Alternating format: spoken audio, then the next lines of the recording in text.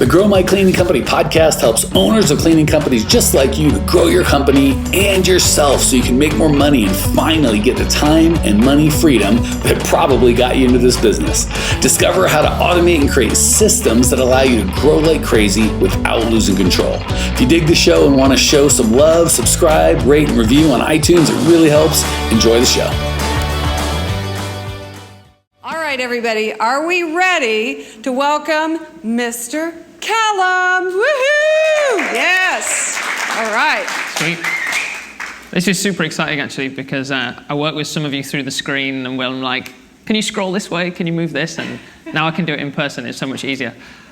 So yeah, if you have spoken to me before, you'll know I work in digital marketing space, paid traffic, all kinds of different businesses, some of them that are selling like a direct-to-consumer product, like some shoes, something like that, and now with people like yourselves that are trying to attract real people through the door, which, believe it or not, is way more difficult than actually trying to just sell someone something. People want to buy stuff, that's easy.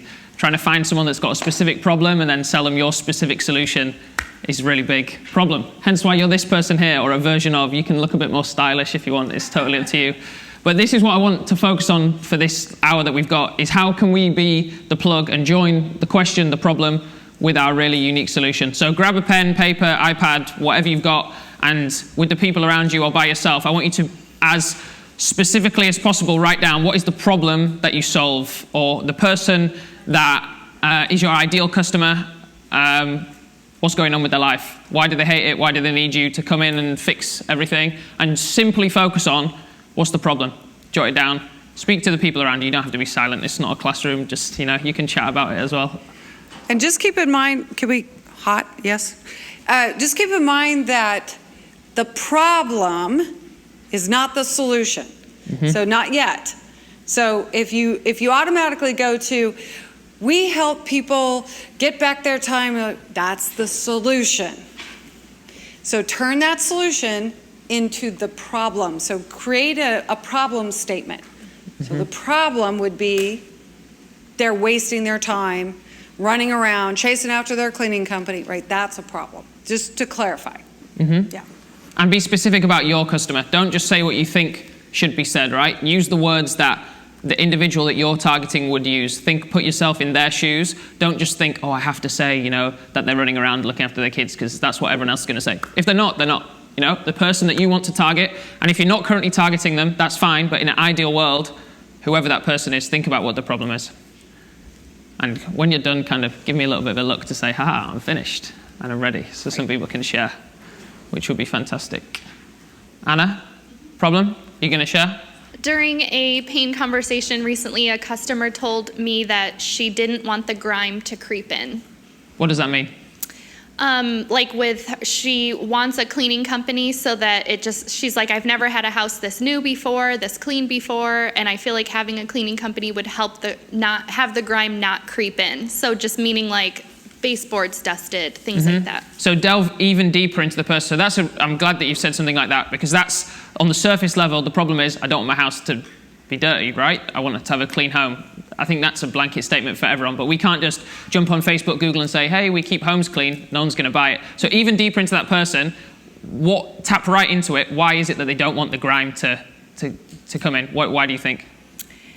Seeing that would make her feel uneasy in her home. Yeah, so uneasy. What other emotions might be considered?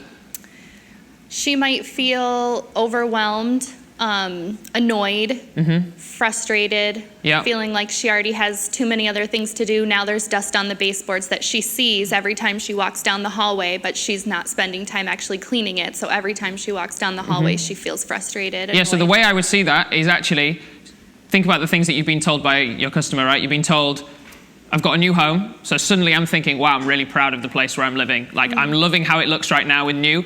I'm actually feeling fearful. So fear is the emotion I've been going, what if it doesn't look like this in 2 weeks? What if it doesn't look like this in 2 years? I really want to look after the emotions I'm feeling now, which are, wow, fresh, lovely home, I'm really proud of it.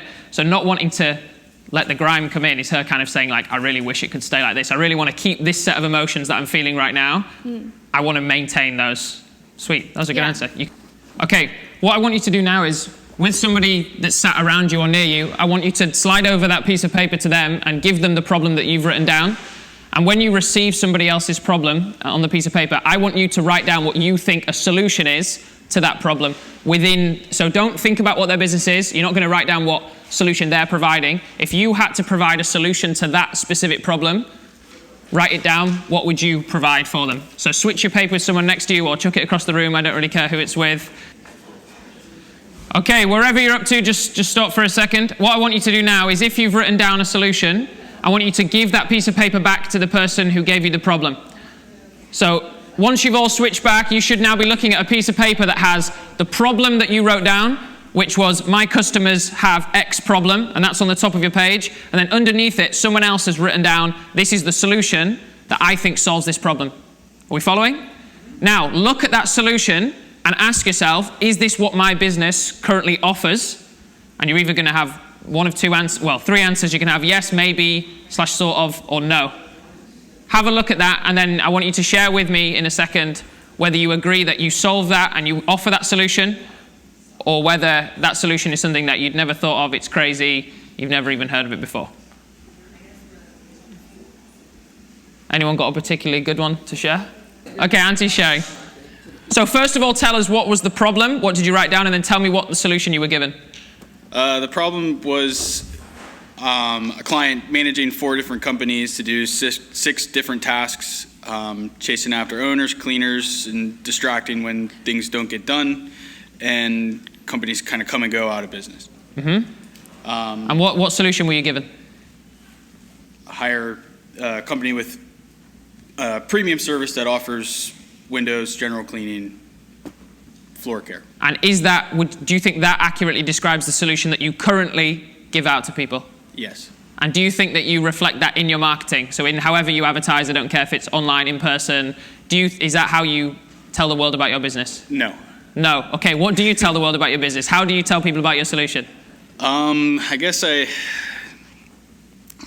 I make a lot of statements about how annoying that would be, and I don't know if I really am clear with my marketing that that's what we do, but I just kind of have a bunch of, I would say that we describe more what we do, that we can do these things if you want them, but I don't think we speak specifically to that pain of just constantly making the phone calls and chasing down different companies and all of that. Yeah, perfect. So perfect example, right? And I think a lot of people will be able to resonate with very similar.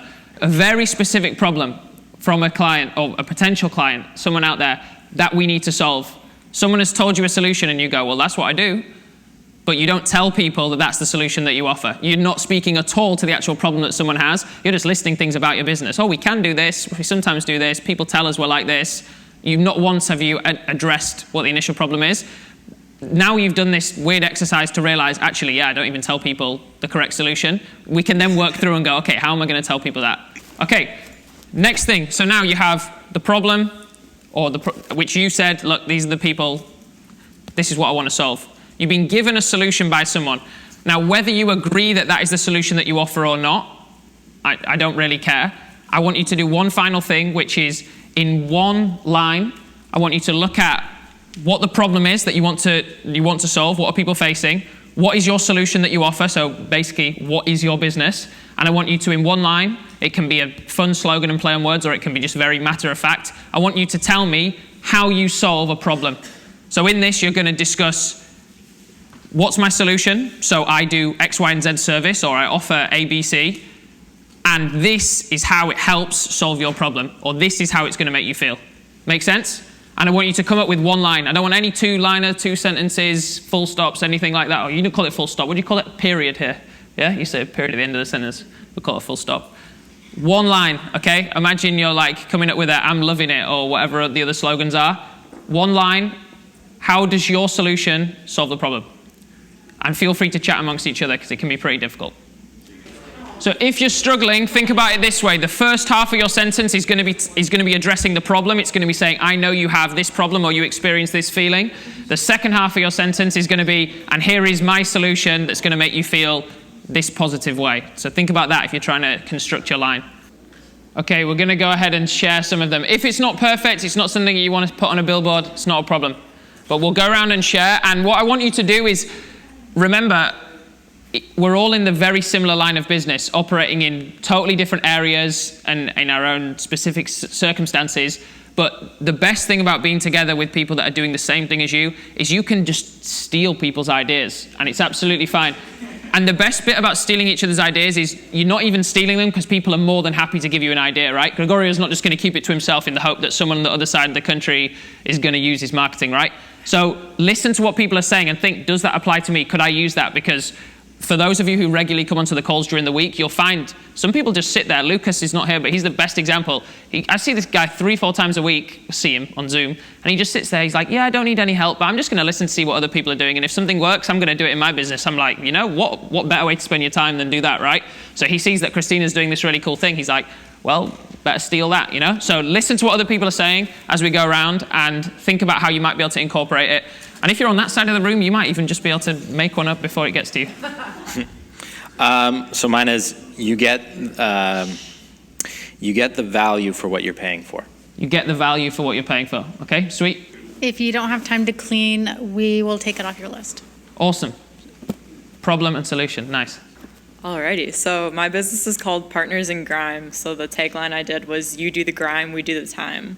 Your house that you worked so hard to design and build will continue to sparkle like the day it was new with our combination of recurring maintenance and deep cleaning service. Awesome. So we shared Anna's at the start with what the problem and solution was, and I'm sure unless you've got the memory of a goldfish, that tackled exactly what the problem was, which was, I've got this new house, I want to keep it perfect, and then you put in your solution, which was, well, hey, we can do that for you because we've got great attention to detail, high maintenance, all the things you said.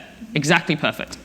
So, would you all agree that it was pretty difficult to summarize in one sentence or in a selection of text what you do? That's pretty difficult. For those of you that are looking to direct paid traffic to your websites, or even if you're coming up with some sort of physical marketing, to be able to put the problem of every single specific individual and then also the range of services and solutions that you offer into one sentence is very, very hard. Not to mention the fact you then have to pair it up with an image that's going to work, and you have to make sure that it's all technically set up. Super difficult, right? And it's something that some people here have kind of got around and have more confidence doing and a bit more creative. Some people, it's their worst nightmare. You know, they don't want to go near it at all. What's really been interesting, and what I'm going to share in a second, is me and Christina, through all the calls that we've had sorting stuff out, have basically done a version of this exercise and realized that it's super difficult, right? And like, no one's clicking on my ads. I can't get anyone to come. I know that everyone in my neighborhood is experiencing this problem, but I'm clearly not telling them in the right way. So one thing we decided to do is, hang on, Christina, why don't we just video you telling people, you know, in the 30 seconds that you've got, addressing, look, I understand all your problems. This is what I do. This is where I want you to click. And the results we've had have been amazing, like maybe 5-6 times better in terms of the number of people clicking through to the website for the same amount of money as the hours that we spent trying to type out like, oh, should we do this here? And maybe we put this question mark and things like that. I know it's not for everyone speaking directly to camera. I'm not saying that you all have to immediately go home and just start, you know, making videos about yourself and stuff like that. But I want to show you this example because the difficulty you had with that exercise, hopefully you can see how when you've given the time to express yourself and tell people about the business and what you solve, it can be so much easier. So, Christina, I don't know if you want to leave or you want to watch this again. It might be embarrassing, but it's really good. I like this video, so. The suspense. Are you sick and tired of missing time with your family because you're cleaning? Are you sick and tired of missing time for yourself because you're cleaning? Are you sick and tired of never being able to have company come over because your house is dirty?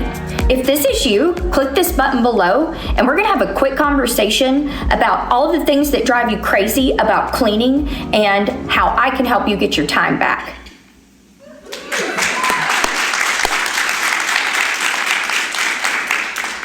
Okay, so do you see how it was way more simple to understand? There were so many different specific problems listed that at least one of them is going to resonate with the person that you're trying to target. So we don't have to create 10 different videos for every individual. It took 5 seconds to get all the problems out. And suddenly, if I'm one of your perfect prospects, I'm experiencing that pain point, I'm hooked. I'm like, oh, she's going to solve the problem. Here we go. She's going to give me the solution.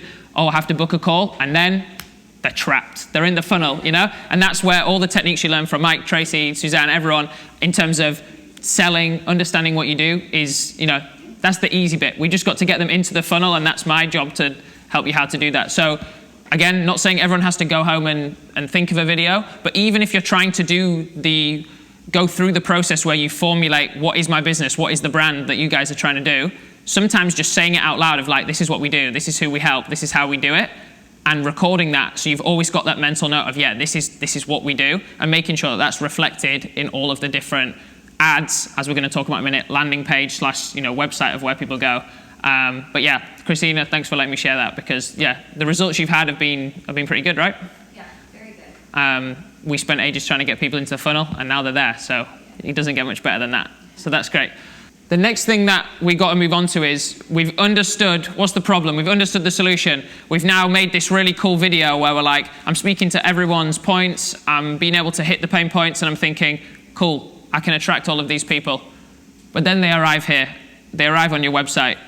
Renee, you know I'm going to pick on you in a minute about your website, all right? The website can be your pride and joy. You can think, oh, I've set up my business, I've got it going, I've got all of this time, I'm going to create a business that tells everyone everything about me. I want a section that tells people about us, my story, services that I offer, my prices, my packages, contact us page. You want to fill it all out. You either pay someone loads of money to do it, or you spend all your time creating it yourself, right? And you're stuck with this, a brick wall. People might spend 5 minutes looking. They might think you're the most interested person in the world, but unless they come through to the next stage, which is give us a crucial bit of information, which is their email, their phone number, or they book a call with us, it's completely worthless, this person being here, right? We're not here just to tell people about our business. We're here to sell them a service, okay? So, Renee, I'm going to come over to you in a second. This is Renee's website. It's lovely. Look at the colors. She's got the logo. Disappointingly, she's got all of the sections at the top that tell people all of the cool stuff about Renee's business. Not to mention the fact that for a while the email was actually wrong, so she was getting loads of inquiries and not receiving any of them. Now, I don't want to embarrass Renee, but Renee's one of the most hardworking people in terms of the effort she's putting in to really try and master her marketing. She's always there. She's like, how can I improve this? This is doing well. I want to make this better. Is so open to talk about her weaknesses of like, look, you know, I'm not good at writing these things out, or I need a bit more help with that. And he's putting all of that effort in. And before we took a look at this, all the effort that we'd done was largely worthless, right? Because we're doing all that work on the marketing. How can we hook people in? And then they were just bouncing into this brick wall where we could see that people were looking around the site. They were maybe clicking and trying to ring the phone number in the corner. They were doing all these things. But ultimately, Renee didn't have a funnel, okay? She had a top level of marketing, and then people were just crashing into this wall. It didn't bring them through. It didn't nurture them. It didn't warm them up all the way until we got to the final bit where we can have that face-to-face conversation. Renee, you'd agree with that? Good. I'll pay you later. On the opposite end of things, and equally not to embarrass him, Gregorio has jumped on a lot of the calls and probably has the reverse problem where he has so many different ideas for just how to build a landing page that sometimes it's become overwhelming. But what is great is he doesn't care about having a full website, you know? As proud as he is, I'm sure, of the business and where they've come from and who they serve and who their clients are and all their testimonials, they've understood that in order to get people through, you need to give as much attention to them and as little attention to as possible, okay? You need to make it seamless, have no barriers, and allow people just to have a lovely, smooth journey through. So the thing that I want you to take away, no matter whether you've already developed a website or you're brand new and you're kind of like, I'm first starting out on my marketing, you're saying all these words I don't understand, is landing page over a website. And when we say landing page, people are going to use all different words for this. I mean one singular web page. The only place you go from here is you close it or you go through to book a call. There's no exit, okay? So building one landing page and having only a few variables to change, such as image, text, and color, they're the only things you can change on this site, is going to make your life so much easier. So as your business scales and you start to think, actually, I've got ads that really work now, my Google sends people to this landing page, you can start doing what April's going to do and only work for 1 hour a day because you don't need to change anything. It's all set up. Whereas if you've got a website and you've written, we serve 55 customers in this area, well, what happens when you sign number 56, right? Someone has to log into that website and make a change and update it and make all of these changes. So for your ease, building a landing page is way more important than building a website because your return on investment of the time you're putting into it compared to what you're going to get out is absolutely massive. Well, here we are, the end of the podcast, and you made it. Great job. I've got a little bonus for you for sticking through with me, but like I mentioned before, if you got value out of this podcast and you want to show a little love, subscribe, rate, and review on iTunes, Spotify, wherever the heck you're listening to this thing. Share with a friend, share the love. And as a special thank you for those of you that stuck with me to the end, how about I give you my personal phone number so we can text? It's a great way for me to get to know you, your business, your goals personally. So shoot me a text now, 602-932-6431. 602-932-6431. I am the only one who responds to these texts, and I will personally respond to everyone I possibly can as long as this number is manned. Don't know how long we're going to keep this at the end of the podcast, so grab it now. 602-932-6431. Give me a text, say hey, can't wait to meet you.